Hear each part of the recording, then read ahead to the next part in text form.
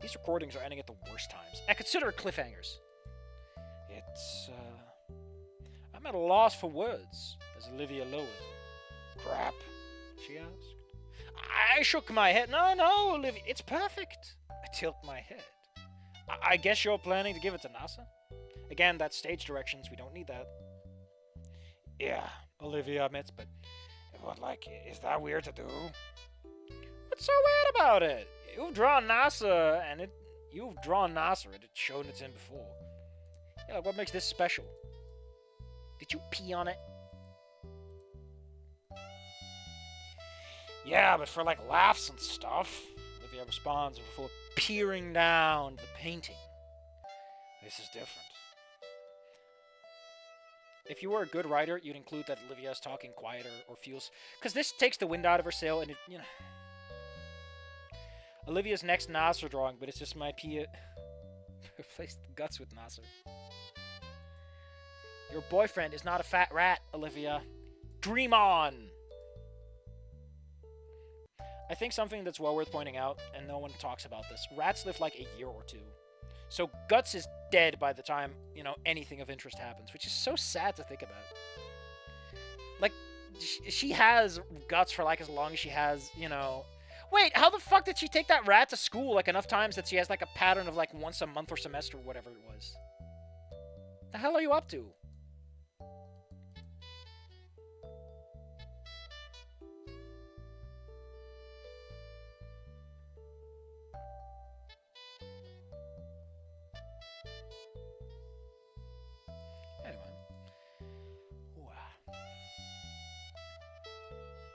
I could definitely understand, and to that I gave my honest opinion. Well, NASA knows how much you love drawing. He's gonna love it. Go, grab her shoulder or something. This is like the time you grab someone's shoulder or you grab their face and you give them a big fat sweat kiss, which is awkward given, the godchild thing. But, like, for someone who gives a lot of direction, where's the fucking direction, buddy? Why does everyone just pause?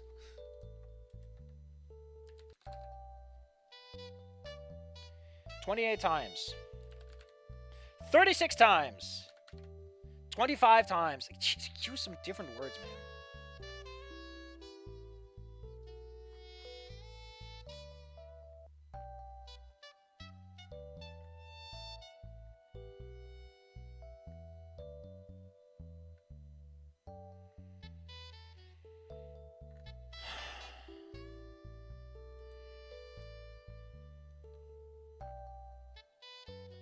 Shit, the links are good.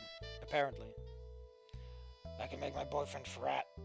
And hopefully it stops. The reason you fatten up your husband is so that no other woman looks at him.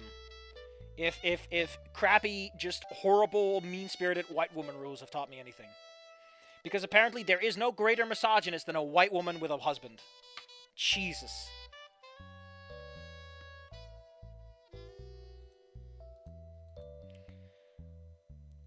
I could definitely understand that I gave my honest opinion. Well, NASA knows how much I like drawing, and he's gonna love it.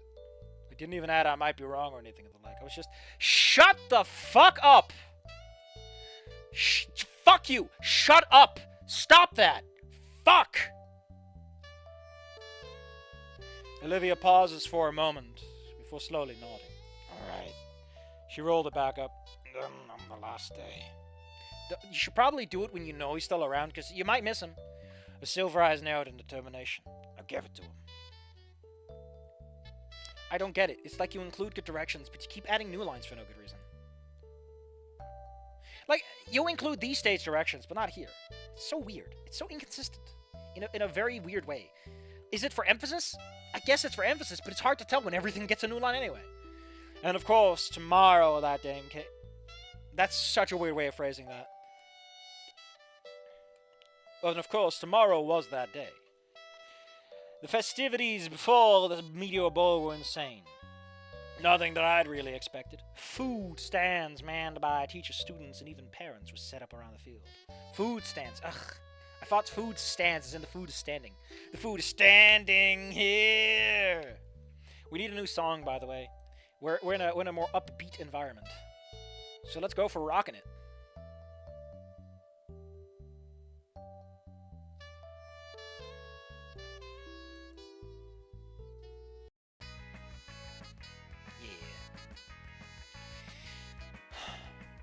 Many times, I had to watch where I was stepping, avoiding the occasional foot traffic as groups busily set up sports events.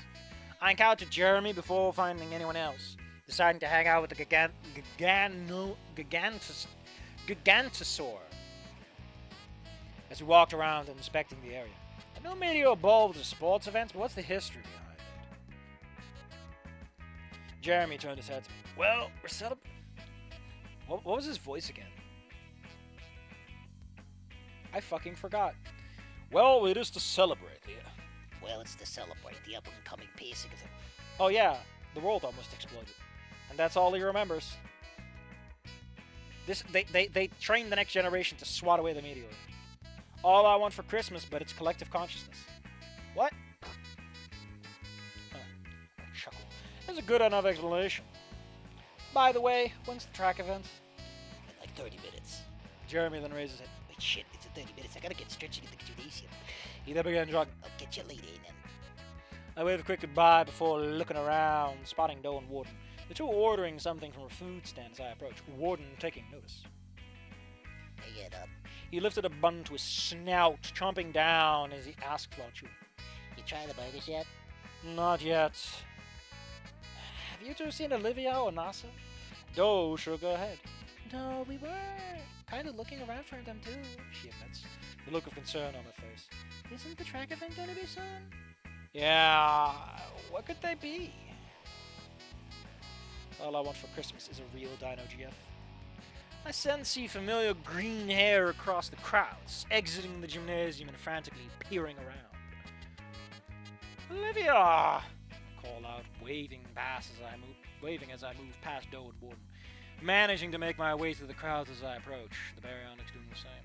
We both ask the same question as if on cue. Have you seen Nasa? A pause, because that's all we're good for. Uh-oh. Both of our eyes widen as Doe and Warden arrive, the former offering a hopeful explanation. Maybe they put themselves in the streets. Nasa in a set of stocking and nothing else. Woof. Woof. My man. You sure you want to say that here? I recall with Jeremy it said, everyone's supposed to be readying inside the gymnasium before the event. Any idea when Nasa might be? Why the fuck are you asking her? She's looking for him too. Bingus. Like, she's like the last person you could ask. She already has an idea and should already be moving for it if she really loves him that much. She paused for a moment before blinking. Trees. The Baryonyx simply said, because everything is quite simple. Turning to tail to sprint. What? Turning to tail to sprint the other way as the rest of us briefly glanced at one another before following. We went across the crowded field, approaching at the tiny artificial grove that Nasa and Olivia usually hang out at. And sure enough, we found him thanks to Olivia's... Why didn't you have this assumption? You observed them at the trees earlier. I thought that was to set up the... Good job setting something up and not following through on that idea. Good job, moron. You could have been smart Anon who's like, oh... It's like there's so many opportunities for the story to actually hit its fucking thematic beats, and it just refuses. It's blind and oblivious and instead talks about stuff that doesn't fucking matter. Like how his dad's glasses just refuse to be visible. Like, you can't see through them because they're just reflecting the whole time. Nasa was huddled against the bark, much like we found him before inviting him to the group. A shaky claw frantically tapping at his smartphone. Come on, he muttered before Olivia. Nasa? He immediately flinched, eyes blinking as he stood up, pocketing the device. Olivia! They looked at the rest of us. What are you guys doing here? What do you think? I say with a shrug. We're looking for you. The race is starting soon. Going to start or starting soon? I then paused, noticing that the pterodactyl giving the typical something is on Nasa's mind looks to peer down. Saddening frown on his face. Hell yeah, we got peer and snout. Same sentence. Boom, baby. All we needed was a pause. Yes! Yes! We have it! We have the sentence! Pause, peer, snout. Fuck yeah! Hell yeah! Who needs word variety and word choice when you can just be a fucking lazy bastard? Huh? He blinked before trying to put on a more confident facade, an unsteady smile on his snout. Damn. Yeah, I'm fine. Why wouldn't I be? He then tried to walk past. Don't worry about me, I'll just... Olivia placed a claw against his chest, gently pushing him back against you to prevent him from bleeding. A piercing... Stop hitting on your fucking sister, man! I know that in pornography, the stepsister, the god, it's fine, but no. God watches you, like, put on the tiniest soapbox and stand on top of it. There's a mental image for you. More! No, sir, it's stockings and nothing else! I can't hear him. Can you get my hearing aids? She then spoke. Why? Why? The emphasis. Like, if you're a fucking writer, you can extrapolate the sequence and make it longer. Have her stare at him for a while. Have her eyes dart places as Anon tries to figure out what's going on. Like, is she happy? Is she upset? Like, she just pushed him against the tree to pin him down. Something is going on. Nope. Nope. Who needs writing? This isn't a script. This isn't a visual novel. This isn't writing.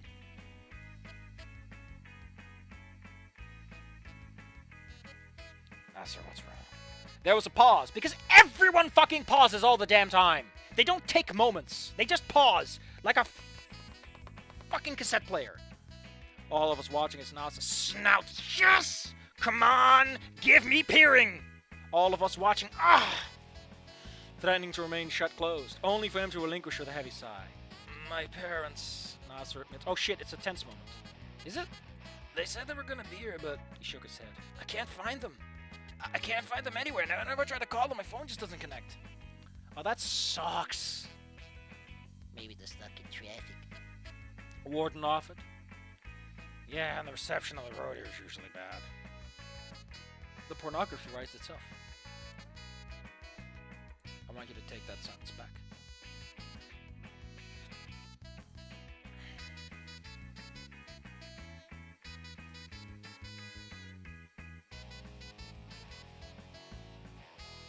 Just enjoying the music for a brief moment, okay?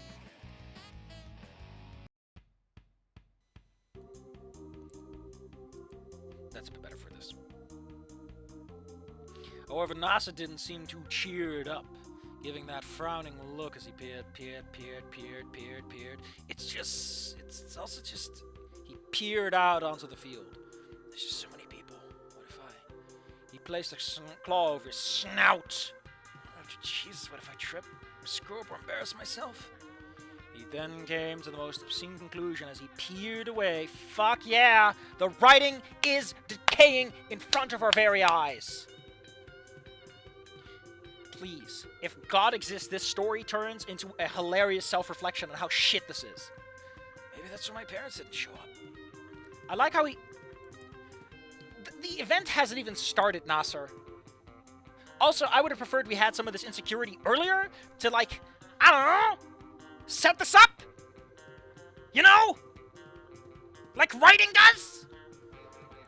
Talk about pre-performance exciting. It's the day, Anon! It's not pre-performance, it's performance time! Fuck!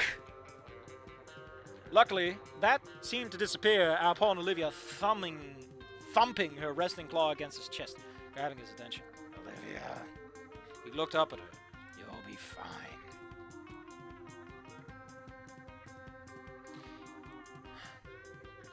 The problem is, right, I don't even see what's... Okay, listen. Hold on. Listen, I can understand that some people, they like this kind of indulgent writing, right? They love it when Anon and Fang and they kiss, they rub their heads together and they just have a big smooching session. People like that shit. It's simple, it's straightforward, and you don't have to think too hard. Like, Snoot Game actually had something to say. But the thing is, and this is kind of the problem that I have, this isn't even good. This is Dino Nuggies, and you keep picking bones out of your teeth. Like, this is microwave Dino Nuggies. You can't taste the crust. The inside isn't juicy or tasty or anything. It's just dry Dino Nuggies. And it's full of bones, and each one of them is this awkward, inconvenient shape. What are you enjoying about this? The chemistry between Nasser and Olivia is not given the screen time it needs. Anon is the POV, even though we're focusing heavily on their relationship. Nasser's situation gets none of the necessary explanation. Things happen when they have... Like, this is such shit writing when you get down to it. There is a good story in here. Like, the whole, like, Nasser is nervous about things.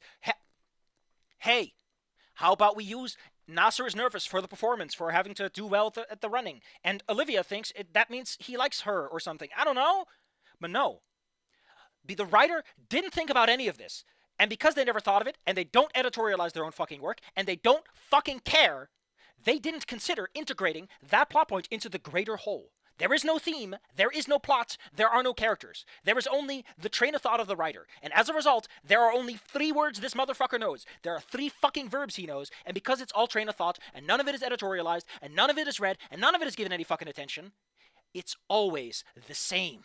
It's, and then this, and then this, and then this, and it doesn't matter if any of it does anything, if any of it does anything, if any of it does anything, or says anything. It's glued together meat. Scary Dave, that's what I mean. Like, if we switch perspectives to Olivia or Nasser, we can get so much more out of this. Because they're the actual characters doing shit right now. Like, what are you reading? All of these words are nothing. There is nothing here. I guess that's why they're dino nuggies. They're just meat glue and, like, scraps of chickens. And, like, by coincidence, happens to be some organ meat in there sometimes. And you're reminded of, oh, I need to eat something nutritious. This is not bad fanfic writing, okay? I've seen bad fanfics, and they can be great in their own funny way. This is just bad writing. This is why editors exist. This is why writing is a fucking skill you have to practice. If you want to convince someone what good writing isn't, you show them this. And you talk to them about verb choice, about sentence construction, about the structural alignment of the text and letters themselves. Like, whew.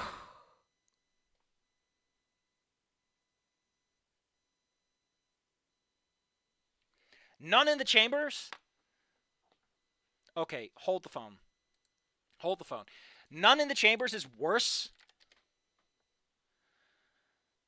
I'm gonna say it. Please don't tell me it's worse. Please don't tell me it's worse. I had someone tell me that None in the Chamber, especially reprimed, was like pretty good. Or at least was good enough that I would survive it. Because if you're just talking about None in the Chamber, I'm only reading reprimed. I'm not reading None in the Chamber the original. If someone makes a new version and they're like, this was shit, I want to try something new, I'm giving them the benefit of the doubt because I took that benefit of the doubt myself. Okay?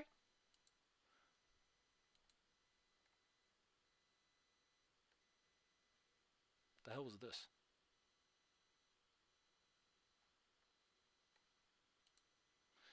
Yeah, None in the Chamber's reprimed.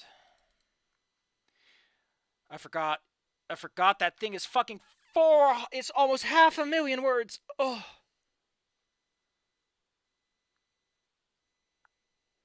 I'm adamantly convinced that the longer this goes on, the longer this shit goes on. I love how the first chapter is like a manageable length and has like custom artwork and everything. What is it with these people and they write like a good concise first chapter and it's like, nah, who needs fucking conciseness?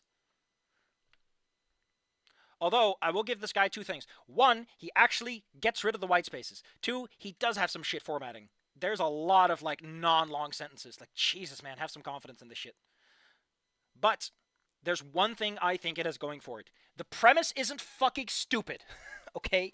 The thing is, Nothing to Something has this hilariously goofy premise of Anon is an 18-year-old baby.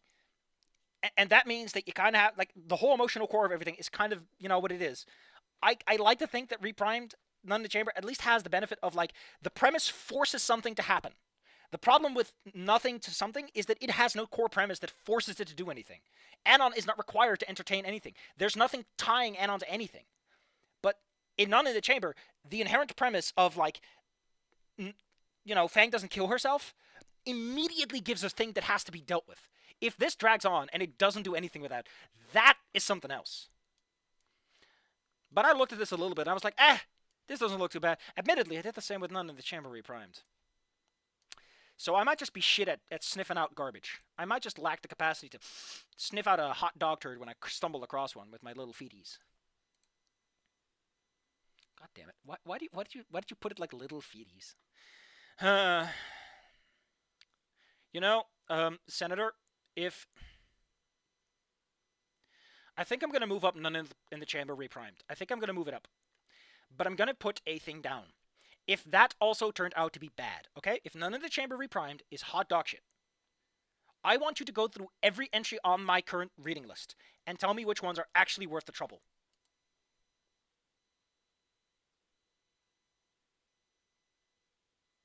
I legitimately want you to go through all of them and tell me which are wrong.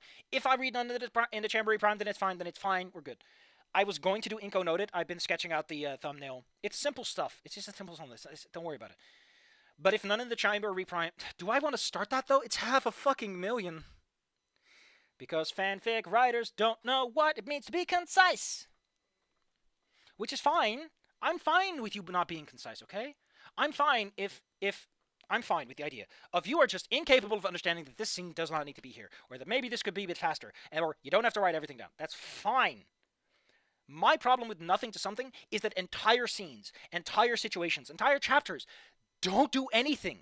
There's a premise, there's a story, there's a narrative, there's something. I am mocked. This story laughs at me by going, look at this great story that's right under the surface. It's waiting for someone to just scratch the frost off. 2 hours to get through one chapter. Oh, God, I'm going to regret so much. If I was a bigger streamer, I'd go like, hey, I'll do one chapter for every $5 I get. Actually, that's not enough, especially not for how... Like, that one is like 10,000 words per chapter.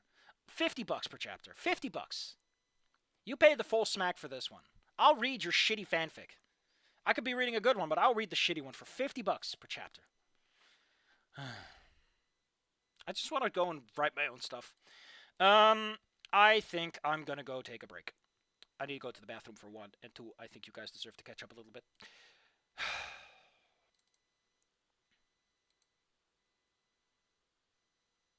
It's good, but it's long. Good and long is fine. I'm fine if something takes forever.